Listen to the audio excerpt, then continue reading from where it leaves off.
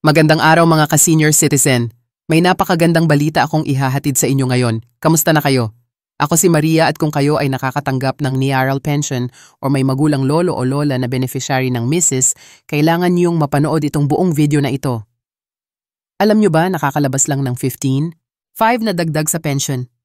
Hindi ito chismis, hindi ito fake news. Ito ay totoo at maaari nang maklaim ng marami sa atin. Karamihan sa mga pensioner na SAR na ang increase na ito. Pero marami pa ring nagtatanong, paano ko makukuha ito? Sino ang qualified? Kailan ko matatanggap ang dagdag pension ko? May mga importanteng detalye na kailangan niyong malaman para masiguro na makukuha niyo ang benepisyong ito. Sa video na ito, ipapaliwanag ko sa inyo ang lahat ng dapat ninyong malaman mula sa kung paano i-check kung qualified kayo hanggang sa kung paano i-claim ang inyong dagdag na pension. Naging pension processor ako sa RAR ng 10 taon. Kaya alam ko ang bawat sulok ng sistema. Huwag palampasin ang napakahalagang impormasyon na ito. Pindutin ang thumbs up kung nakakatulong ito sa inyo at ipagpatuloy natin ang video para sa kumpletong detalye tungkol sa pinakahinihintay ninyong pension increase. Maraming salamat sa patuloy na panonood. Ngayon ay ating talakayin ang pinakaabangan ng maraming pensioner, ang 1, 5 na dagdag sa Raro Pension. Hindi lang ito simpleng dagdag sa buwan ng pension. Ito ay resulta ng matagal na pakikibaka mga panukala at pagpupulong na naganap sa loob ng maraming taon. Ang pag-intindi sa kasaysayan nito ay makakatulong sa atin upang mas mapahalagahan ang benepisyong ito at maintindihan kung bakit ito napakahalagang tagumpay para sa ating mga senior citizen. Simula noong duwan, atin Sam, nagkaroon na ng ilang panukala para itaas ang lateral pension dahil sa patuloy na pagtaas ng presyo ng mga bilihin. Ngunit dahil sa iba't ibang kadahilan, gaya ng pandemya at pagkakaroon ng limitasyon sa pondo ng SS, ang pagtaas ng pension ay palaging napagpaliban. Ngunit ngayong 2025 sa wakas ay naaprubahan at naipatupad na ang hinihintay nating pension hike. Ito ay isang patunay na ang gobyerno ay nakikinig sa mga pangangailangan ng ating mga senior citizen at pensioner. Ang 1, 5 na dagdag ay idadagdag sa buwan ng pensyon nyo. Halimbawa kung dati ay nakakatanggap kayo ng 4 na libwat buwan ngayon ay magiging 5. 5 na ito. Malaking tulong ito lalo na sa panahon ngayon kung saan tumataas ang halaga ng mga pangunahing pangangailangan. Maaaring gamitin ang dagdag na halaga para sa mga gamot pagkain o karagdagang gastusin sa bahay. Kung ikukwenta natin ito, ay katumbas ng 0 sandalan na dagdag sa inyong taon ng pensyon. Isang halaga na hindi biro at talagang makakatulong sa inyong pangaraw-araw na gastusin.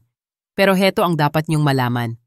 Hindi lahat ng pensioner ay otomatikong makatatanggap ng 1 5 na dagdag. May mga kondisyon at kwalipikasyon na inilabas ang IRA para matiyak kung sino ang karapat-dapat na tumanggap nito. Una sa lahat, dapat ay aktibong pensioner kayo sa ilalim ngaya. Ibig sabihin, regular kayong nakakatanggap ng pensyon bago pa man inanunsyo ang dagdag na ito. Kung kayo ay nasa listahan ng e-suspended or terminated pensioners dahil sa hindi pagkumpleto ng Annual Confirmation of Pensioners, ACOP o iba pang dahilan, kailangang ayusin muna nyo ito bago kayo maging eligible para sa dagdag pension. Pangalawa, dapat ay nakapagbayad kayo ng minimum na required contribution sa RER noong kayo ay nagtatrabaho pa. Ang eksaktong bilang ng kontribusyon ay depende sa uri ng pension na inyong tinatanggap, kung retirement disability o death pension. Para sa mga retirement pensioner, ang minimum na required ay 120 monthly contributions. Para sa mga disability o death pension naman, ang minimum ay 6 monthly contributions. Kung hindi natutugunan ang mga kondisyong ito, maaaring hindi kayo maging kwalipikado para sa buong 1 5 na dagdag. Pangatlo, mayroong adjustment scale na ginagamit ang para kalkulahin kung magkano ang eksaktong dagdag na matatanggap ng bawat pensioner. Hindi lahat ay makatatanggap ng buong 1 5. Ang iba ay maaaring tumanggap ng mas mababa depende sa kanilang contribution at uri ng pension. Ang adjustment scale ay nakabatay sa average monthly salary credit delay ng pensioner noong siya ay nagtatrabaho pa at sa bilang ng taon ng serbisyo o kontribusyon sa RA. Maraming nagtatanong kung kailan nila matatanggap ang dagdag na pension. Ayon sa opisyal na anunsyo ng SHS, ang pagpapatupad ng pension hike ay magsisimula ngayong Marso 2 at 25. Ang mga pensioner na nakakatanggap ng kanilang pension sa pamamagitan ng bank account or year ay unang makatatanggap nito. Sa katunayan, marami na ang nakakatanggap nito simula kahapon. Kung kayo ay nakakatanggap ng pension through check, maaaring mas matagal ng kaunti bago ninyo matanggap ang dagdag na halaga, posibleng sa Abril o Mayo pa. Para sa mga nagtatanong kung automatiko bang idadagdag ito sa kanilang pension, ang sagot ay hindi na kailangan pang mag-apply o magsumayti ng karagdagang dokumento para matanggap ang dagdag na pensyon. Ang GADA mismo ang mag-a-adjust ng inyong buwanang pension base sa kanilang records.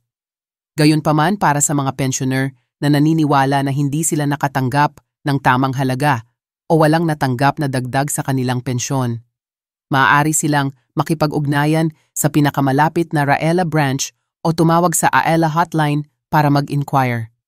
Ngayon, gusto kong ibahagi sa inyo ang ilang mahahalagang tips para matiyak na natatanggap ninyo ang inyong pensyon nang walang problema. Una, siguraduhing updated ang inyong contact information sa Raya. Kung nagpalit kayo ng address, telepono or email, i-update nyo ito sa R para makatanggap kayo ng mga mahalagang anunsyo at notification. Maaari itong gawin online sa pamamagitan ng ISARA website o mobile app naman ay pumunta sa pinakamalapit na RO branch. Pangalawa, siguraduhing kumpleto ang inyong Annual Confirmation of Pensioners ACOP. Ito ay isang mahalagang proseso kung saan kinukumpirma ng SS na buhay pa ang pensioner at karapat-dapat pa rin siyang tumanggap ng pension. Kapag hindi na kompleto ang ACOP, maaaring masuspend ang pension nyo. Dati ay kailangang personal na pumunta sa branch para sa ACOP, pero dahil sa pandemya, nagkaroon ng pagbabago. Ngayon maaari nang gawin ang ACOP sa pamamagitan ng video call o kaya naman ay sa pamamagitan ng home visit para sa mga may kapansanan o hindi makalabas ng bahay. Pangatlo, siguraduhing aktibo ang inyong bank account kung saan diretso ang deposit ng inyong pensyon. Kung ang account ay inactive o kaya naman ay nagsara na maaaring hindi makredit ang inyong pension. Kung nagpalit kayo ng bank account, siguraduhing i-update nyo ito sa RO para maiwasan ang problema sa pagkuha ng inyong pension. Pang-apat, kung kayo ay nakakatanggap ng pension through check, siguraduhing alam ninyo ang schedule ng delivery nito. Maaaring magbago ang schedule, depende sa postal service o courier na ginagamit ng NESRA sa inyong lugar. Kung hindi dumating ang check sa inaasahang petsa, makipag-ugnayan agad sa RAEL para matrace ito. May ilan din akong tips para sa mga bagong pensioner o kaya naman ay sa mga malapit nang mag-retire at magiging pensioner sa mga darating na buwan o taon. Una, siguraduhing kumpleto ang lahat ng requirements bago mag-apply para sa pension. Ang mga kailangang dokumento ay a secure birth certificate, marriage certificate, kung applicable at proof ng kontribusyon sa Raya. Kung kulang ang dokumento, maaaring maantala ang pagproseso ng inyong aplikasyon. Pangalawa, mag-apply ng maaga. Inire-recommenda ng SS na mag-apply para sa retirement pension. At least isang buwan bago ang inyong retirement date para maiwasan ang pagkaantala sa pagtanggap ng unang pension. Para sa disability or death pension naman, dapat mag-apply sa loob ng isang taon mula nang mangyari ang kapansanan o pagkamatay para hindi mawala ang benepisyo. Pangatlo, kung may option, piliin ang bank account bilang paraan ng pagtanggap ng pensyon kaysa sa check. Mas mabilis at mas convenient ito at mababawasan ang posibilidad na mawala o ma-delay ang inyong pensyon. Karamihan ng mga bangko sa Pilipinas ay may special lane o priority service para sa mga senior citizen, kaya hindi rin mahirap ang pagkuha ng pera sa RIN o sa loob ng bangko. Pang-apat, alamin ang iba pang benepisyo na maaari niyong makuha bilang IL pensioner. Bukod sa buwan ng pensyon, may mga additional benefits ang IARA, tulad ng 13th pension na ibinibigay tuwing Disyembre. Funeral benefit para sa mga beneficiary kapag pumanaw ang pensioner at medical benefits sa pamamagitan ng PhilHealth. Ngayon, nais kong iklaro ang ilang maling impormasyon o misconceptions tungkol sa pension hike na ito. Una, hindi ito retroactive. Ibig sabihin, ang 1.5 na dagdag ay hindi ia-apply sa mga nakaraang buwan. Magsisimula lang ito sa Marso 2 at 25 at hindi nyo maaaring claim ang dagdag para sa mga nakaraang buwan. Ikalawa, ang pension hike na ito ay permanente. Hindi ito one-time cash aid o ayuda lamang. Ito ay magiging regular na bahagi ng inyong buwanang pensyon mula ngayon. Ikatlo, ang pension hike na ito ay hindi nakakaapekto sa iba pang benepisyo na maaari ninyong matanggap mula sa ibang ahensya ng gobyerno tulad ng ESA, PhilHealth o SEIS. Ibig sabihin, kung kayo ay tumatanggap ng social pension mula sa ESA o kaya naman ay pensioner din ng GIS, patuloy pa rin niyong matatanggap ang mga benepisyong iyon, bukod pa sa raro pensyon ninyo. Ikaapat, ang pension hike na ito ay hindi nagdudulot ng dagdag na kontribusyon para sa mga kasalukuyang miyembro ng NAYA noong duwa at nang magkaroon ng nakaraang pension hike kasab